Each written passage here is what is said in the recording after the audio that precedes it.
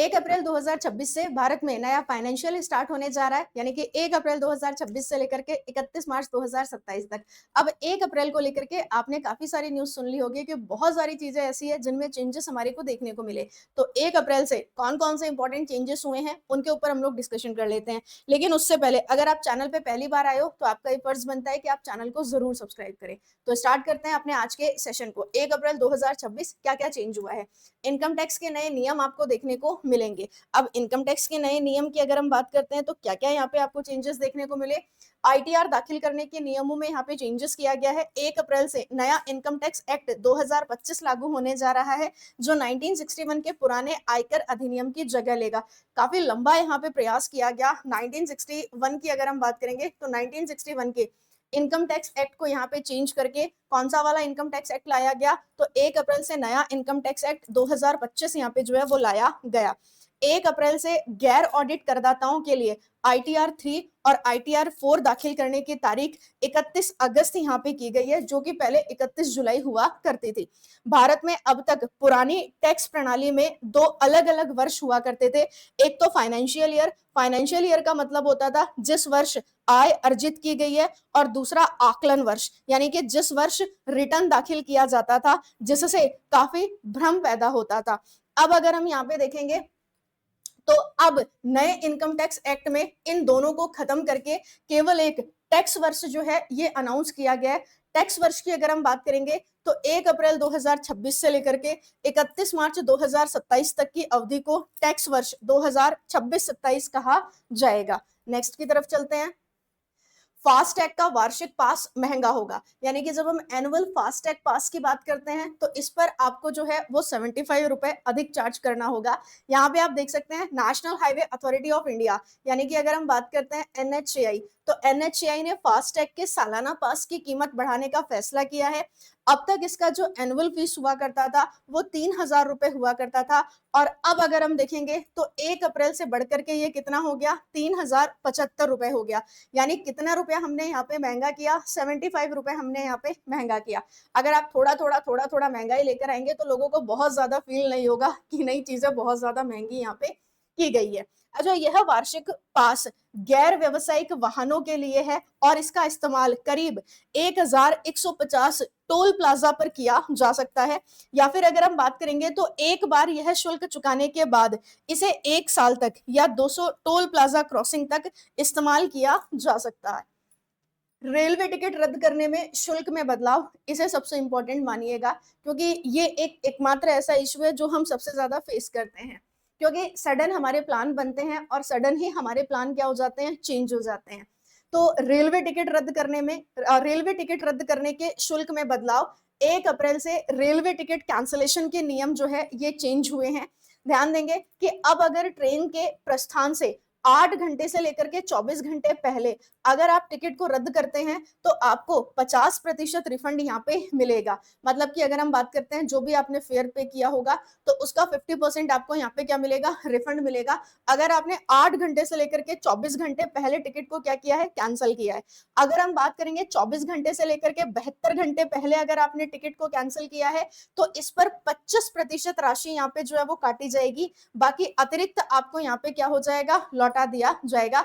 यानी कि 25% रेलवे रख देगा, बाकी जो रिटर्न होगा मतलब रख लेगा, और बाकी का जो रिटर्न होगा वो आपको यहाँ पे वापस पे कर देगा। जो यात्री ट्रेन के निर्धारित प्रस्थान समय से 72 घंटे से अधिक पहले टिकट रद्द कराएंगे उन्हें अधिकतम रिफंड मिलेगा, और केवल एक निश्चित कैंसिलेशन शुल्क यहाँ पे जो है वो लिया जाएगा। मतलब रेलवे ने ये डिसाइड किया है कि आप हमारे बताए गए समय से पहले अगर टिकट को कैंसिल कराते हैं तो हम आपका केवल कुछ ही अमाउंट रखेंगे, बाकी पूरा अमाउंट हम आपको यहाँ पे वापस कर देंगे।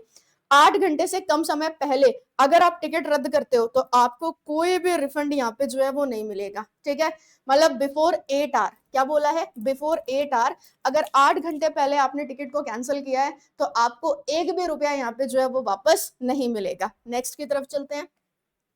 पैन कार्ड से जुड़े कुछ नए नियम आपको देखने को मिले। पैन कार्ड के लिए आवेदन करते समय अब केवल आधार कार्ड को जन्म तिथि का प्रमाण नहीं माना जाएगा। इसके लिए जन्म प्रमाण पत्र आवश्यक होगा। कक्षा 10th का प्रमाण पत्र या पासपोर्ट भी यहाँ पे देना अनिवार्य होगा।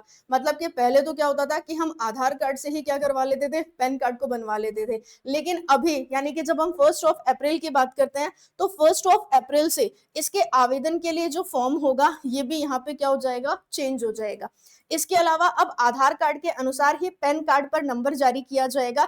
इसलिए आधार से जुड़ी जानकारी का सही होना बहुत जरूरी है। अगर आपका आधार कार्ड बिल्कुल सही है तो पैन कार्ड भी आपका बिल्कुल एकदम सही बनेगा। नेक्स्ट की तरफ चलते हैं। अच्छा, मैंने नेक्स्ट नहीं किया क्या? आ जाओ। बैंक भी एटीएम से नगद निकासी पर सीमाएं लागू करने जा रहे हैं। देखो, वैसे तो जब से ऑनलाइन वाला ट्रांजैक्शन हमारे दैनिक जीवन में आया है, तब से हमने एटीएम को यूज करना बिल्कुल बंद कर दिया है। लेकिन फिर भी आपको पता है, आज भी एटीएम को यूज तो हम करते ही करते हैं, भले ही ऑनलाइन ट्रांजैक्शन हम बहुत ज्यादा करते हैं। अब इनको लेकर के जो बैंक है, इन्होंने अपने अलग अलग रूल्स यहाँ पे जो है वो आपके सामने रखे हैं। तो ध्यान देंगे, उदाहरण के तौर पर जब हम एचडीएफसी बैंक की बात करते हैं तो एचडीएफसी बैंक के एटीएम से 5 मुफ्त ट्रांजैक्शन के बाद कैश विड्रॉल पर प्रति ट्रांजैक्शन 23 रुपीज आप लोगों को यहाँ पे जो है वो देना होगा। मतलब 5 ट्रांजैक्शन आपने कर ली, 5 के बाद अगर आप कोई ट्रांजैक्शन करते हो तो आपको 23 रुपया यहाँ पे जो है वो देना पड़ेगा। वहीं पर अगर हम बंधन बैंक की बात करते हैं तो बंधन बैंक के ग्राहक हर महीने 3 से 5 ट्रांजैक्शन मुफ्त यहाँ पे जो है वो कर पाएंगे। ये पर मंथ की बात कर रहा है, कहीं तुम सोचो कि पर डे की बात कर रहा है, ना मुन्ना ना, पर मंथ की बात कर रहा है।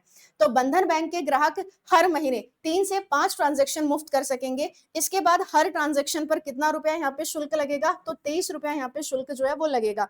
यदि अपर्याप्त धनराशि के कारण ट्रांजैक्शन फेल होता है तो 25 रुपया का यहाँ पे आपको चार्ज जो है वो देना होगा। सोचो, मान लो तुम्हें अकाउंट से पैसा निकलवाना है 20,000, अकाउंट में पैसा कितना है, केवल 15,000। इसका मतलब अमाउंट यहाँ पे क्या हो गया, अपर्याप्त हो गया। अमाउंट भी नहीं निकला और साथ में कितना रुपया चला गया, यहाँ पे 25 रुपया भी हमारा चला गया। पंजाब नेशनल बैंक ने कुछ डेबिट कार्ड पर नगद निकासी की सीमा घटा दी है, जो 1 अप्रैल से लागू होगी। इसके साथ ही रिजर्व बैंक ने डिजिटल पेमेंट के नियम भी यहाँ पे बदले हैं। 1 अप्रैल से यूपीआई कार्ड या वॉलेट से भुगतान करते समय सिक्योरिटी जांच जो है ये सख्त हो जाएगी। सिर्फ ओटीपी से काम नहीं चलेगा, बल्कि 2 फैक्टर ऑथेंटिकेशन अनिवार्य होगा। 2 फैक्टर ऑथेंटिकेशन का मतलब क्या हो गया, या तो आपका फेस का आईडी हो जाएगा, या फिर अगर हम बात करते हैं जो पिन होगा, चलो एक तो आपने पिन तो उसमें फिल कर दिया, पिन के बाद भी आपको क्या बोलेगा, ओटीपी के लिए बोलेगा। वो ओटीपी जब आप फुलफिल करेंगे उसके बाद ही आप यहाँ पे पैसा जो है वो क्या कर पाएंगे, ट्रांसफर कर पाएंगे। 2 फैक्टर ऑथेंटिकेशन एक सुरक्षा प्रक्रिया है जिसमें लॉगिन करने के लिए पासवर्ड के अलावा एक दूसरे प्रमाण जैसे ओटीपी या फिंगरप्रिंट की आवश्यकता होती है। यह डिजिटल खातों को दोगुना सुरक्षित बनाता है। इसमें पहला चरण पासवर्ड जो आपको पता है, और दूसरा चरण मोबाइल पर प्राप्त कोड या बायोमेट्रिक होता है, और ये भी आपके पास ही होता है। इसके लिए भी परेशान होने की जरूरत नहीं है। अब इतने सारे चेंजेस 1 अप्रैल से हुए हैं, लेकिन टेक्स्ट बुक के सुपर पास लाइव में आपको कोई चेंजेस नजर नहीं आएंगे। टेक्स्ट बुक का सुपर पास लाइव आज भी जो 3 मंथ वाला है वो आपको 529 रुपीज में ही अवेलेबल है। बस आपको डिस्काउंट कोड लगाना होगा और वो हो जाएगा RIYA रिया। इस वीडियो के डिस्क्रिप्शन में टेक्स्ट बुक सुपर पास लाइव का लिंक हम आपको प्रोवाइड करा देंगे। जब हम टेक्स्ट बुक के सुपर पास लाइव की बात करते हैं तो ये एक सब्सक्रिप्शन है जो आपको 375 प्लस गवर्नमेंट एग्जाम्स का एक्सेस देता है। आप एसएससी के किसी भी एग्जाम की तैयारी कर रहे हो, आप रेलवे के किसी भी एग्जाम की तैयारी कर रहे हो, या आप अपने स्टेट के किसी भी एग्जाम की तैयारी कर रहे हो, आप सारे एग्जाम्स के लिए टेक्स्ट बुक के सुपर पास लाइव में खुद को क्या कर सकते हो, इनरोल कर सकते हो। कोई जरूरत नहीं है 12 मंथ वाले सुपर पास लाइव में इनरोल करने की, कोई जरूरत नहीं है 18 मंथ वाले सुपर पास लाइव में इनरोल करने की। आप 3 मंथ वाले सुपर फास्ट लाइव में खुद को क्या करना, इनरोल करना। ये आपको एक्सेस देगा लाइव प्लस रिकॉर्डेड क्लासेस की, स्टडी नोट्स आपको मिलेंगे, मॉक टेस्ट मिलेंगे, ऑथेंटिक पीवाईक्यूज आप लोगों को मिलेंगे, और प्लस आप लोगों को प्रैक्टिस क्वेश्चन यहाँ पे मिलेंगे। आप केवल 1 रुपए में भी क्या कर सकते हो, टेक्स्ट बुक के सुपर फास्ट लाइव में इनरोल कर सकते हो। लेकिन ये 2 दिन के बाद आपको ऑटो पे बंद करना पड़ता है ताकि आपका 3 मंथ वाला अमाउंट ना कटे। बट मैं हमेशा अपने स्टूडेंट्स को सजेस्ट करती हूँ कि आप 3 मंथ वाले सुपर फास्ट लाइव में खुद को इनरोल करें। बाकी अपडेट के लिए जुड़ेंगे आप डेली सुबह 7 बजे करंट अफेयर के सेशन में मेरे साथ टेक्स्ट बुक के यूट्यूब चैनल पे। Thank you so much, bye bye, best of luck.